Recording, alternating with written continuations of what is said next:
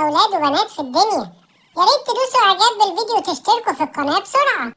الاتنين دول كانوا بيسرقوا فلوس كل الأطفال، ومكانش بيهمهم حاجة ولا بيهمهم إن دول أطفال ومعاهم فلوس قليلة. هم عايزين الفلوس عشان يصرفوها على حاجات هم بيحبوها. بس البوليس جه ومسكهم. الحمد لله البوليس جه وأنقذ الأطفال الصغيرين. الاتنين سلموا نفسهم بسرعة طبعا، والبوليس خدهم ومشي. يا ترى ايه اللي هيحصل لهم في السجن؟ الراجل كان مش مصدق نفسه ان هو اتمسك في سرقة اطفال صغيرين، بس بعد ما السنين عدت وخرج من السجن قال انا مش هعمل كده تاني. انا هعيش بني ادم مسالم وبني ادم نضيف، مش هسرق حد تاني. والراجل ده كان سايب مراته وماشي، وهي عمالة تقول له استنى ده انا بولد ما تسيبنيش لوحدي. بس هو سابها وراح مع مراته الجديدة طبعا، وهي كانت قاعدة لوحدها ومش عارفة تعمل ايه في حياتها. هي كانت خلاص هتولد. يا ترى هيرجع لها ولا مش هيرجع لها؟ ايه ده؟ الست بتولد خلاص، حد يلحقها. دي جابت بنوتة صغيرة عمالة تعيط البنت، والأم مش عارفة تعمل لها ايه. هي كانت متضايقة جدا ان جوزها سابها وسابها هي وبنتها لوحدها، فهي زعلت كمان من البنت وسابتها على باب أول بيت قابلته. ولا الأب ولا الأم بياخدوا بالهم من البنت. ازاي يعملوا فيها كده؟ وازاي يسيبوها لوحدها؟ دول أهل دول، ما ينفعش خالص. تاني يوم الصبح الولد بتاعنا صحي لقى البنوتة دي على باب البيت بتاعه. قال ايه ده؟ مين اللي ساب دي هنا؟ اكيد البيت ده هو اللي سابها هنا بالغلط، انا هسيبها لهم تاني. وراح سابها على باب البيت اللي قدامه، وافتكرهم نسيوها بالغلط. رجع بيته وقاعد عايش حياته في روقان، مش فارق معاه اي حاجة. هو قرر ان هو مش هيحاول يسرق تاني. رجع تاني صحي لقى الباب بيخبط، بص على باب البيت لقى البنت لسه بتعيط هنا. قال الله، هو انا مش حركتها من هنا؟ في ايه؟ على بالليل الدنيا كانت مطرة وبرق ورعد، والبنت لسه بتعيط بره. هو مش عارف يعمل ايه، بس قلبه قاله انا لازم اخد بالي من البنت دي. وراح واخدها وخدها عنده. الام قعدت تبص وزعلت ان هي سابت بنتها، بس هي ما عندهاش حلول تانية، او ده اللي هي شايفاه. يعني هي لما تسيبها لحد زي ده هو هيصرف عليها ازاي؟ الاولى كانت هي خلتها معاها. ولا انتوا ايه رايكم؟ اكتبولي في التعليقات لو انتوا رايكم من رايي. هو عمال يفكر اجيب لها لبن منين دلوقتي. فكرة هايلة. تاني يوم الصبح راح جاب لها شوية لبن. البنت شربت اللبن واتبسطت. هو كده عارف هو هيعمل معاها ايه، وبقى مبسوط بالبنت، والبنت كمان مبسوطة وهي معاه.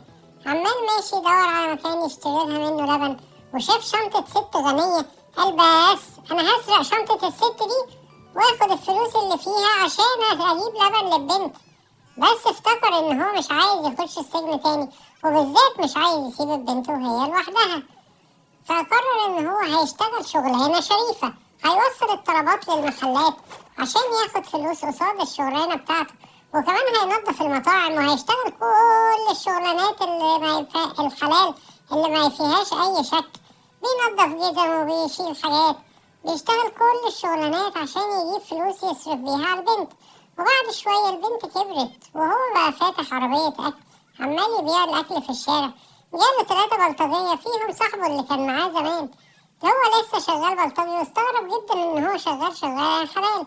قال له احنا بنسرق وبنضرب وما بنعملش اي حاجة وبنكسب فلوس كتير. حتى بص، وقعدوا ياكلوا من الاكل اللي عنده، وخلصوا كل الاكل اللي عنده في العربية. قال له هات الفلوس بقى اللي عليك. قال له فلوس مين؟ احنا ما بندفعش حاجة. وراحوا سايبينه وماشيين.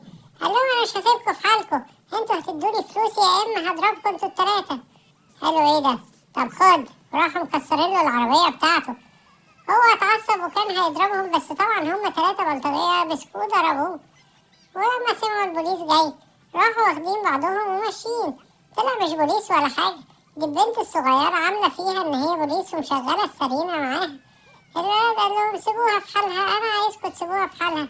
بس هم ضربوه وكسروا له رجلين الاتنين، وقع على الارض وهم خدوا بعضهم ومشوا. البنت ما كانتش مصدقة ان ابوها، هي متخيلة ان هو ابوها. هي ما كانتش مصدقة ان ابوها يحصل فيه كده، وهو رجليه ما كانتش قادرة تشتغل تاني شوية. فقرر ان هو هيشحت شوية عشان يجيب فلوس للبنت. البنت دي اديته فلوس عشان هو غلبان، بس هو فعلا غلبان، هو مش بيدعي ان هو غلبان. والست الغنية دي كانت معدية من قدامهم، نزلت من العربية، الظاهر صعبوا عليها وهتديهم فلوس. البنت الغنية دي راحت واخدة البنت وقالت لها تعالي معايا. البنت طبعا قالت لها ان انا معرفكيش، هي ما شافتش غير الاب ده. راحت الست، ايه ده؟ الست حكت لهم ان هي اللي كانت امها وهي سابتها وهي صغيرة. البنت قعدت تعيط وتقول له انا مش عايزة امشي ومش عايزة اسيبك، انا عايزة افضل قاعدة معاك. بس الام قالت لها لا، انت هتيجي معايا وهنسيبه. الراجل كان زعلان جدا ان البنت سابته، بس مبسوط ان هي هتعيش عيشة احسن من اللي هي كانت عايشاها معاه. يا ترى هو مين اللي هيعرف ياخد باله منه وهو رجليه الاتنين مكسحين كده، عمال يفكر ازاي يروح حتة ومش عارف يمشي طبعا من رجليه دي. فجأة لقى البنت اديته العكاز، قال لها ايه ده؟ انت ايه اللي رجعك عندي؟ امها قالت له هي مش راضية تاكل ومش راضية تلعب غير لما تشوفك وتيجي تعيش معانا، وانت من هنا ورايح هتعيش معانا على طول. ومن هنا البنت بقت مبسوطة والعيلة عاشت عيلة سعيدة، هما التلاتة مع بعض. دي أحلى حاجة إن هما يتلموا، والراجل والست دول ممكن يتجوزوا. ولا انتوا ايه رأيكم يا كتاكيت؟ ودي نهاية قصتنا. يا ريت ما تنسوناش، ويا ريت تدوسوا اعجاب وتشتركوا في القناة وتفعلوا الجرس عشان تشوفوا كل فيديوهاتنا الجديدة. شكرا ليكم ومع السلامة.